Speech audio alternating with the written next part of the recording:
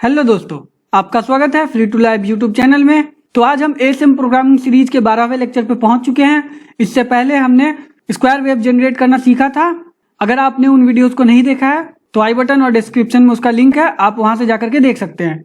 तो आज का हमारा लेक्चर स्क्वायर वेव पे ही होने वाला है, लेकिन इसमें हम थोड़ा सा मॉडिफाई करने वाले हैं। पिछले वाले के केस में क्या था कि हम डाटा को पूरे पोर्ट पे सेंड कर रहे थे, पर इस बार हम पोर्ट के एक स्पेसिफिक पिन पे सेंड करेंगे। तो शुरू करते हैं बिना किसी देरी के। तो अब हम प्रॉब्लम स्टेटमेंट पेस्ट कर लेते हैं। तो ये हमारा काफी सिंपल सा प्रॉब्लम स्टेटमेंट है, जो कि है generate square wave on the port pin P1.0। मतलब पोर्ट हमारा 1 है, लेकिन उसका जो पिन है वो 0th पिन है। तो फिर बढ़ते हैं आगे। तो आज हम एल्गोरिदम इसका डिस्कस नहीं करेंगे, क्योंकि इससे पहले वाला वीडियो जिसमें हमने इसके एल्गोरिदम को डिस्कस किया था, तो आप उस वीडियो को देख सकते हैं। उसका लिंक आई बटन और डिस्क्रिप्शन में दोनों में है, आप वहां से देख सकते हैं। तो हमारा एल्गोरिदम सेम ही है, बस हमें प्रोग्राम में थोड़ा सा चेंज आएगा, बस उसी को देखना है। तो आगे बढ़ते हैं प्रोग्रामिंग की तरफ।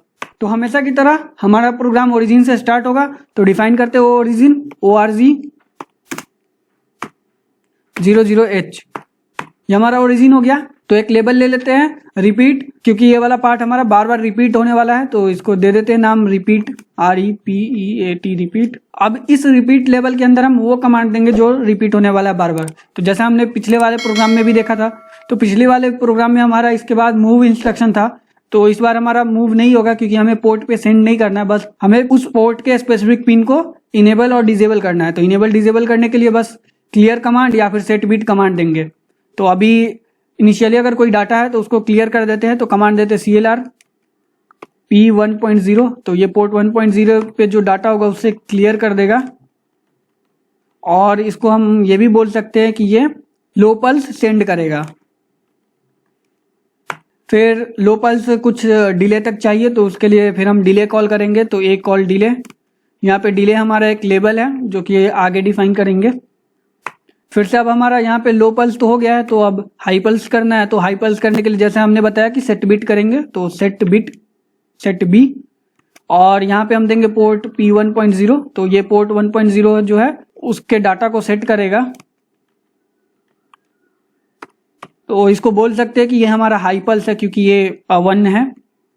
अब फिर से हमारा ये जो डाटा हमने हाई पल्स भेजा है वो कुछ डिले तक रहना चाहिए, तो उसके लिए हम फिर से कॉल करेंगे एक कॉल डिले। सॉरी, यहाँ पे एक मिस्टेक है, ये नहीं होगा। तो ये हमारा मेन पार्ट तो हो गया। अब इसी चीज़ को रिपीट करना है, तो फिर हम यहाँ पे जंप का कमांड देंगे। तो SJMP शॉर्ट जंप, और ये हमारा रिपीट लेवल पे जंप करेगा। तो ये हमारा एक पार्ट हो गया है। अब हमें इसका डिले पार्ट करना है। तो डिले पार्ट को करते हैं, तो डिले लेवल को असाइन करते हैं। तो इस डिले लेवल में हम कमांड देंगे। तो इस डिले लेवल में हम कमांड देंगे मूव R1, #0f। तो ये जो है ना, ये हमारा एक टोटल काउंट है, या फिर बोल सकते हैं इतने टाइम तक ये डिले रहेगा। तो यहाँ पे हमारा ये स्पेसिफिक टाइम नहीं है, बल्कि ये एक काउंट है। अब एक काउंट में जितना टाइम उसे लगता होगा, मतलब माइक्रो कंट्रोलर को, तो वो उतना डिले ये जनरेट करेगा। तो इस तरीके से हम 5 काउंट का डिले जनरेट कर रहे हैं। तो अब हम इस वैल्यू को बार बार डिक्रीज करेंगे। तो इसको सिंपल से बोल सकते हैं कि ये इनिशियल वैल्यू है या फिर टोटल वैल्यू है काउंट का। अब हमें एक और लेबल चाहिए, जो कि अगेन नाम से हम बना रहे हैं। ये क्या करेगा कि वैल्यू को R1 में जो है उसको डिक्रीज करेगा, और फिर वो चेक करेगा कि 0 हो रहा है कि नहीं, और 0 हो रहा है तो क्या बिहेवियर होगा। तो कमांड देते हैं DJNZ, डिक्रीमेंट करेगा R1 को, फिर वो चेक करेगा कि ये 0 है कि नहीं। अगर ये 0 नहीं होगा तो अगेन पे वो रिपीट करेगा। तो कॉमा फिर से अगेन दे देते हैं, और 0 हो गया तो फिर वो नेक्स्ट इंस्ट्रक्शन को रन करेगा। तो ये हमारा अगेन पे तो चला गया। अब हमारा यहाँ पे डिले पार्ट एंड होता है, तो हमारा प्रोग्राम वापस उसी पॉइंट पे पहुंचना चाहिए जहां से वो जंप होकर के आया था, मतलब डिले को कॉल किया था, ताकि वो नेक्स्ट इंस्ट्रक्शन को रन कर सके। तो उसके लिए फिर से हम कमांड देंगे रिटर्न का, जो कि ये हमारा होता है return to the main program का कमांड। तो ये हमारा सिंपल सा प्रोग्राम है। अब इसको एंड कर देते हैं। तो अब हम इसको कंपाइल कर लेते हैं, और फिर इसको डिबग मोड में जाके एनालाइज करेंगे। तो रिबिल्ड पे क्लिक करते हैं। तो यहाँ पे 0 एरर्स 0 वार्निंग है। तो अब हम डिबग मोड में जाते हैं। तो डिबग मोड में जाने के लिए Ctrl+F5 दबा सकते हैं, या फिर इस बटन पे क्लिक कर सकते हैं। तो अब हमें यहाँ पे सेटअप करना होगा, जैसा कि हमने पिछले वीडियोज में भी किया था।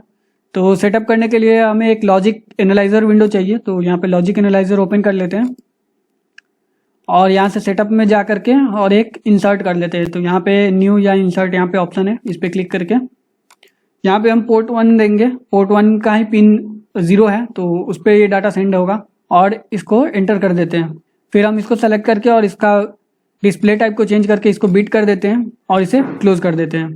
फिर हम इधर इसको एक्सपेंड कर देते हैं ताकि इसका जो विंडो है वो दिखे। और अगर आपको पोर्ट के बारे में ही भी इंफॉर्मेशन चाहिए तो यहाँ पे पेरिफेरल्स में जाके इनपुट आउटपुट पोर्ट 1 सेलेक्ट कर सकते हैं। अब इस पोर्ट 1 में जो ये वाला बिट है 0 बिट यही हमारा बार बार चेंज होने वाला है। तो अब हम बढ़ते हैं स्टेप बाय स्टेप एनालिसिस के लिए। तो स्टेप बाय स्टेप एनालिसिस के लिए आप यहाँ पे प्रेस कर सकते हैं या फिर F11 दबा सकते हैं। तो मैं यहाँ पे प्रेस कर रहा हूँ।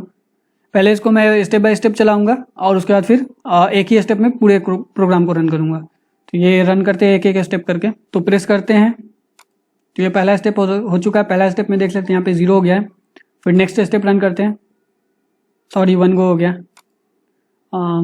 रीसेट करके फिर से फर्स्ट स्टेप 0, नेक्स्ट स्टेप में ये 5 काउंट तक ये लो पल्स करेगा। तो आप देख सकते हैं यहाँ पे जैसे ही अभी ये 1 हुआ है तो यहाँ पे देख सकते हैं लास्ट जो बीट है वो 0 से 1 हो गया है और फिर इसी तरीके से होता रहेगा। तो अब 1 गो में इसको रन करते हैं तो F5 दबा करके इसको 1 गो में रन कर सकते हैं। तो आप यहाँ पे देख सकते हैं कभी 0 कभी 1 हो रहा है। तो यह हमारा काफ़ी सिंपल सा प्रोग्राम था। बस इसमें पुराने वाले से चेंज ये था कि यहाँ पे हम बिट यूज कर रहे थे और उसको क्लियर या फिर सेट कर रहे थे। तो अगर आपको कोई डाउट रह गया तो कमेंट कीजिए और ASM प्रोग्रामिंग से रिलेटेड वीडियोज के लिए बने रहिए हमारे साथ। धन्यवाद।